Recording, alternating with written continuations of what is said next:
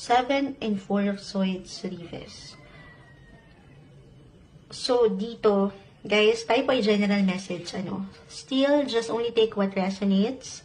Unang umangat dito ay yung kayo, yung inyong mga boses, yung inyong mga expressions.